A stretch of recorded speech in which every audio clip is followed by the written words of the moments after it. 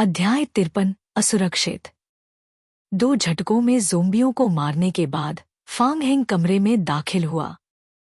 अरे, ये कैसी आवाज है? डीन के कार्यालय की जांच करने से पहले फांग हेंग ने अचानक कुछ आवाजें सुनी। उसने मुड़कर पीछे की ओर देखा और गलियारे के अंत में देखा। वहां 3 छोटी परछाइयां थीं।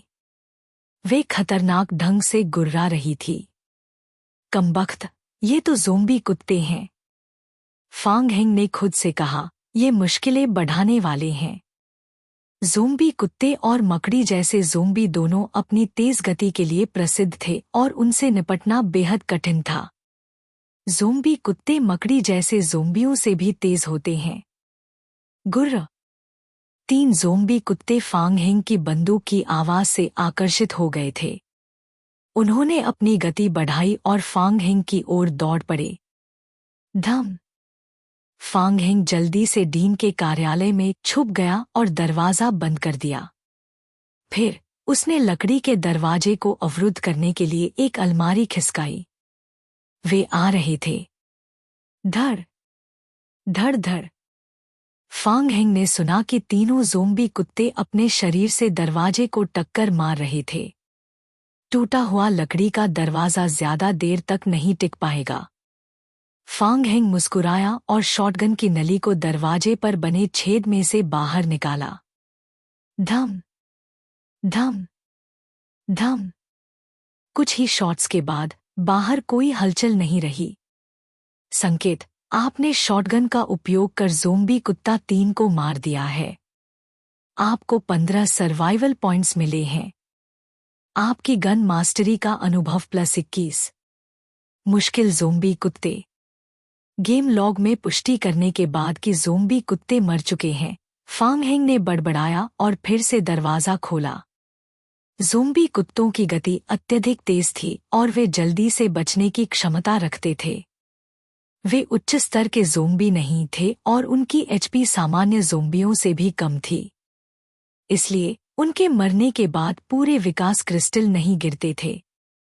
फांग हेंग ने फिर दरवाजे से बाहर निकलकर बंदूक की आवाज से आकर्षित हुए साधारण ज़ोंबियों को मार डाला। फिर वह डीन के कार्यालय में वापस लौट आया और कमरे की तलाश शुरू की। संकेत, आपको सिगरेट का पैकेट 2, प्रीमियम कॉफी बीन्स 10, एक फटा हुआ शर्ट 1, डीन का मैग्नेटिक कार्ड 1, दूध 2, चॉकलेट 3, फर्स्ट एड स्प्रे 1 मिला है। कमरे को ध्यान से खोजने के बाद फांग हेंग को वायर सीरम का कोई निशान नहीं मिला। इसके बजाय उसे कुछ अधिक उपयोगी सर्वाइवल सामग्री मिली, जैसे कि फर्स्ट एड स्प्रे, एक वस्तु जो एचपी को काफी हद तक बहाल कर सकती थी। यह अत्यंत दुर्लभ था। सिगरेट भी गेम में एनपीसीज के साथ पॉजिटिव रेटिंग बढ़ाने के लिए अच्छी वस्तुएं थी। हालांकि उसे वायर सीरम नहीं मिला। अजीब है, यह कहाँ छिपा हो सकता है? फांग हेंग ने अपनी आंखें संकुचित कर पूरे कमरे को एक बार फिर ध्यान से देखा। उसने पहले भी बहुत ध्यान से खोज की थी। क्या यह एक तस्वीर फ्रेम? फांग हेंग की नज़र दीवार पर लगे फोटो पर पड़ी। अक्सर फिल्मों में ऐसा दिखाया जाता था। उसे याद आया कि पहले फोरम में ऐसी पोस्ट्स थीं जिसमें कहा गया था कि कुछ कमरों में छिपी हुई तिजोरी होती है। उनमें से एक छिपने की जगह फोटो फ्रेम के पीछे थी। फांग हेंग ने तस्वीर के फ्रेम को खिसकाया जहां डीन की फोटो लटकी हुई थी। वास्तव में एक धातु की तिजोरी तस्वीर के फ्रेम के पीछे प्रकट हुई। ये बुरा है, मुझे पासवर्ड नहीं पता।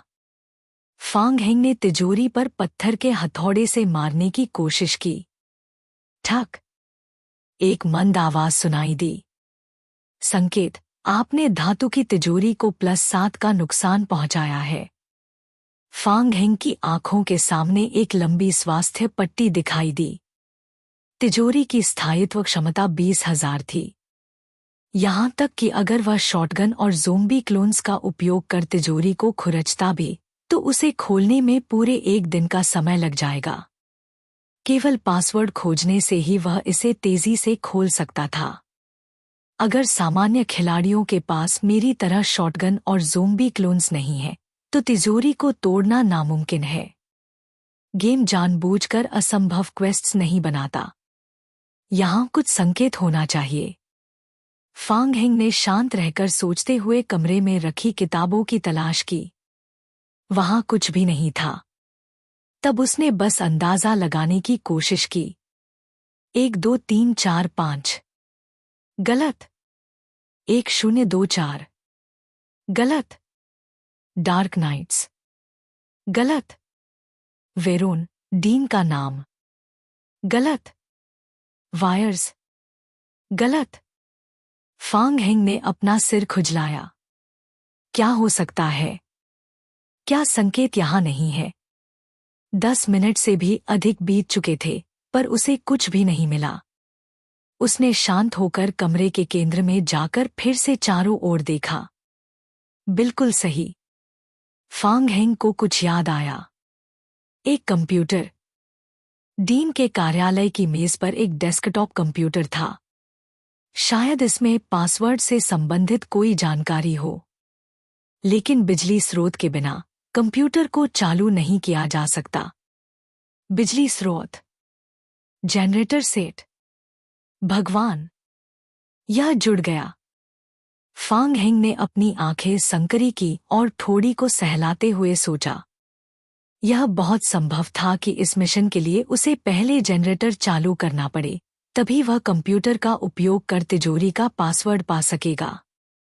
फिर अगला मिशन शायद जनरेटर को ठीक करके उसे फिर से बिजली उत्पादन करने के योग्य बनाना था। जहां तक ओल्ड ब्लैक द्वारा जनरेटर सेट को नष्ट करने की बात है, शायद वह नहीं चाहता था कि अन्य लोग डार्क नाइट्स का मिशन पूरा करें। फांग हेंग को लगने लगा कि वह सही हो सकता है। वह बेसमेंट में वापस जाने ही वाला था कि उसे गेम लॉग में एक संदेश दिखा। संकेत: आपके सर्वाइवल रेडियो ने एक इमरजेंसी संदेश प्राप्त किया है। अरे! फांग हेंग रुका और सर्वाइवल रेडियो चालू कर संदेश चेक किया। हाउ झो, फांग हेंग, तुम्हारा काम कैसा चल रहा है? मैंने जनरेटर सेट का स्थान खोज लिया है और कुछ और भी पाया है।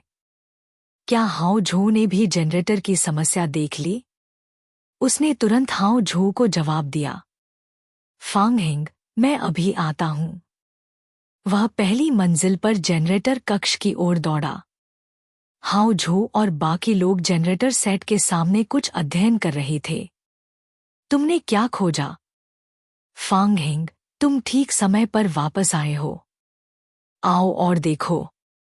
हमें पता चला है कि जनरेटर सेट चालू है।